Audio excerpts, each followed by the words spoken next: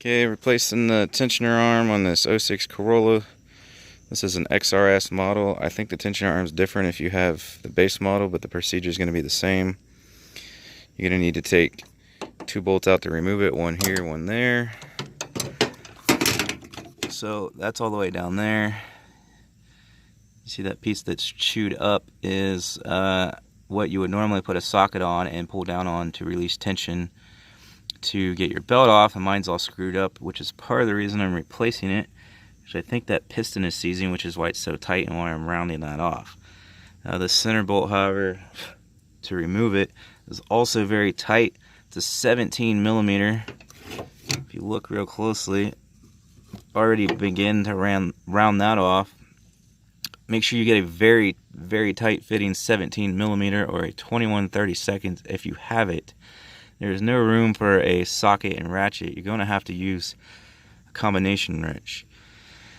I started to round it with one, and I found one that fit better and managed to loosen it. So now I'm going to remove that bolt, and then we're going to take the top bolt out of the piston there, and it should come out.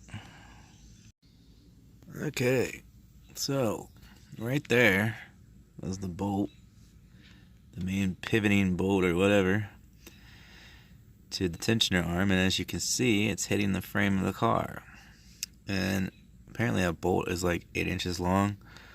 So what you actually have to do to get this fucker out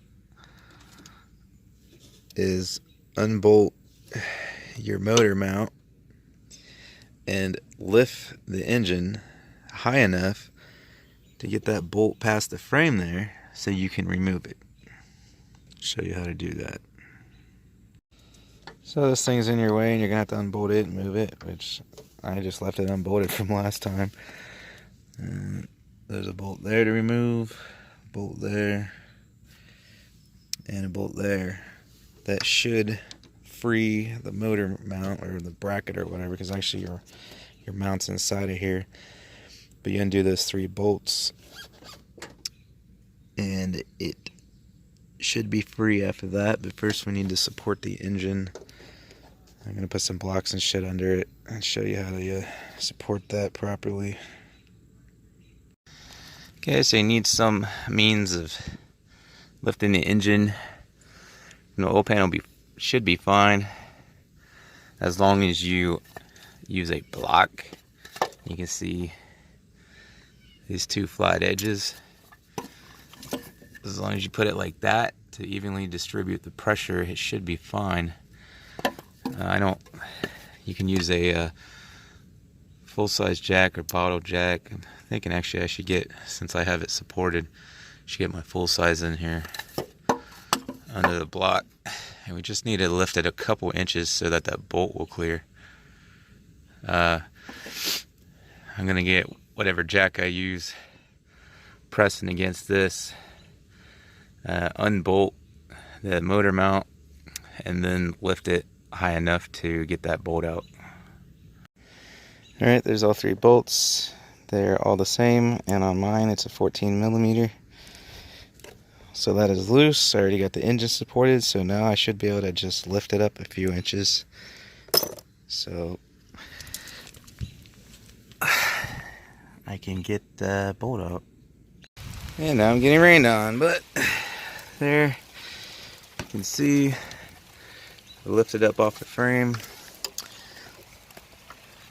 Let me get this to focus. The bolt is high enough to where I can remove it. You want to lift it just high enough so you can remove it, because your front engine mount or what have you is still connected. So you're starting to squish that up a little by jacking it up. So lift it up just enough to get clearance so you can remove that bolt. Okay, so you actually still can't pull it out all the way, but it is removed. So now you can remove the tensioner arm. I just need to unbolt it from up there now, and then it should come out. And I got it loose, but you're gonna have to use a regular combination wrench at some point, because even your small ratchet is gonna hit that line right there, and then you won't be able to get it off. Okay, that's a nut, and then you slide that off of there. I don't think at this point it's under any tension, but be careful, it may be. Nope. Alright, we're good. It's completely loose. Now I probably got to shove that bolt back in a little and try to wiggle this thing out of here. Still working on fishing it through, but I got it angled up like that. And that way I could remove that long ass bolt that's going to get caught on everything. I pulled it out through here just behind the wheel well.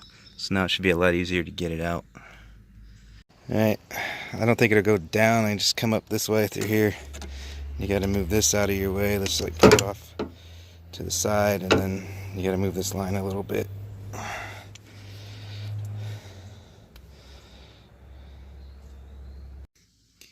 Alright, so now we just got to slip the new one back in through the same way. You want to slip it down in there.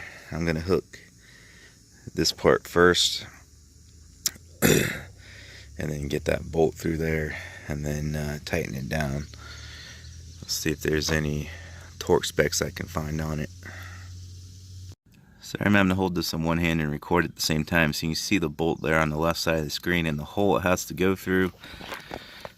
So I forgot this thing was such a bitch to get out. I had to hold it at that angle I discussed earlier when I removed it. Slide the bolt back through. Then get it wiggled down in there so it's relatively close. Because once it's down there, you cannot get that bolt through. So through up here, you got to slide it through after you got this thing halfway down there.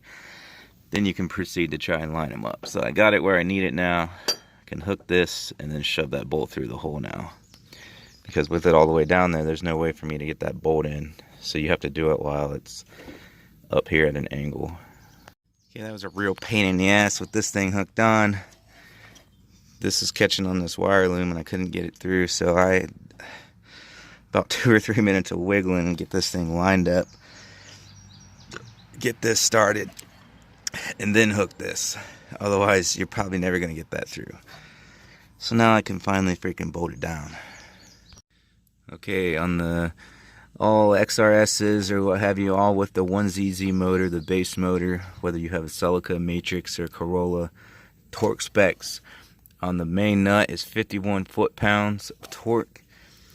This one back here, 21 foot-pounds. On the 2ZZ engine, like the Celica GTS, the Matrix XRS, and this Corolla XRS, it's 74 foot-pounds, and this is still 21 foot-pounds.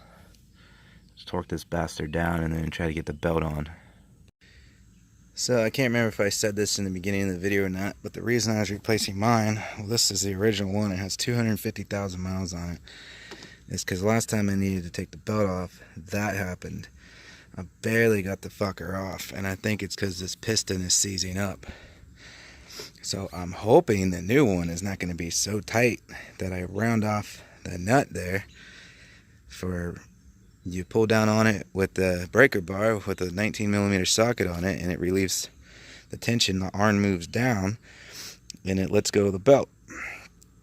When I reinstall the belt, we're going to have to push down on it to get the belt looped over the damn pulley. So hopefully the new one doesn't end up looking like that. So I'm assuming this one's not working correctly, which is why that happened, and that's why I had to replace mine. So now I got to bolt the motor mount back down, and as you can see, the hole's not lining up. The motor may shift one way or the other while you lift it to get clearance for that bolt. So I'm going to lower it down real close to there, and if it still doesn't line up by the time I drop it, you're just going to have to stick something in here to move it whichever way you need it, so that way you can get the bolts in there. It's actually not as difficult as it looks. The motor's not that heavy. See if I can do this. I can't hold the camera, but I'm grabbing like here and the back of the valve cover. And you see that? You can just move it by hand. So if you even just have one person and grab it and pull it in place while you install the bolts, or you can attempt it yourself with some kind of bar to lightly pry it where you need it and try to install them one-handed, which is what I'm going to have to do. I did notice this when I installed it. I got that one started, I got that one started. This bottom hole appears to actually, instead of being straight down like this, it's angled forward slightly like that. I didn't notice that when I took it out, but I got the bolt in there and it doesn't want to go. It's spinning freely. It looks like that the threads are slightly angled towards the front of the car. So I'm gonna have to tip the bolt forward to see if I can get it to go in. Alright, that is at a slight angle. It's hard to see from here. You're gonna need two people. I had to pull back both hands about as hard as I could on the motor, while the other person had to thread it through the hole. That one should be easy because it's a straight up hole, but that one's angled, I don't know, 20-30 degrees towards the front of the car. Obviously, you're going to want all these other ones out so you're able to move it far enough to line it up. Alright, torque spec on those is 38 foot-pounds. I'd recommend giving it a few more.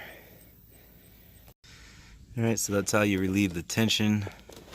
You're going to need a breaker bar longer than this. You want something clear up here to give you a lot of leverage to pull down on that bastard.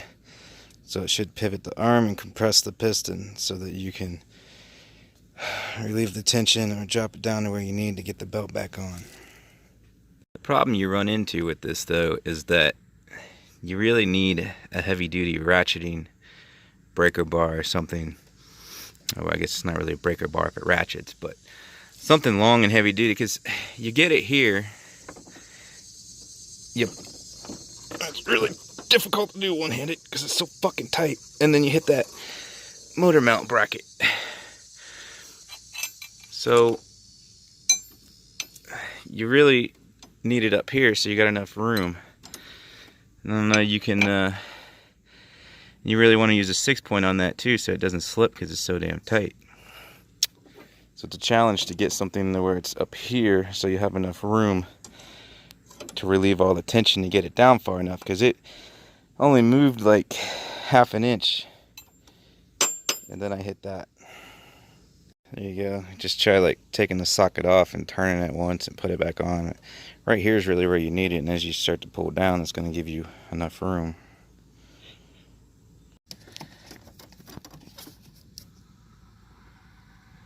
That's the full length of movement.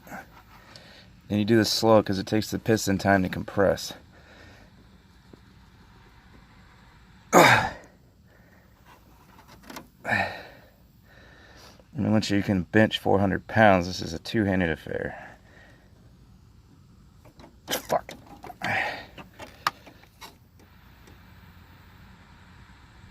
While you're doing that, make sure that socket stays on all the way and doesn't start to pivot or come off, or you're going to round off the fucking head on that thing. So you're going to need two people to, well, I did this before on my own. It's a real bitch. You got to be really strong to pull that one-handed, or have something like fucking clear out here to hold that down at the same time after your belt's routed, and then loop it all over the alternator at the same time. You really need two people. Although if you have something long enough and can do it one-handed, you can do it on your own. Okay, there's everything installed. There's the new belt routed. Oh, God.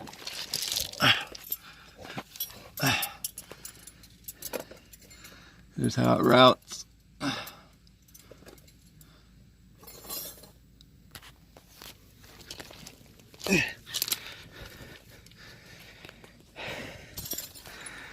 And that's it for the tensioner arm.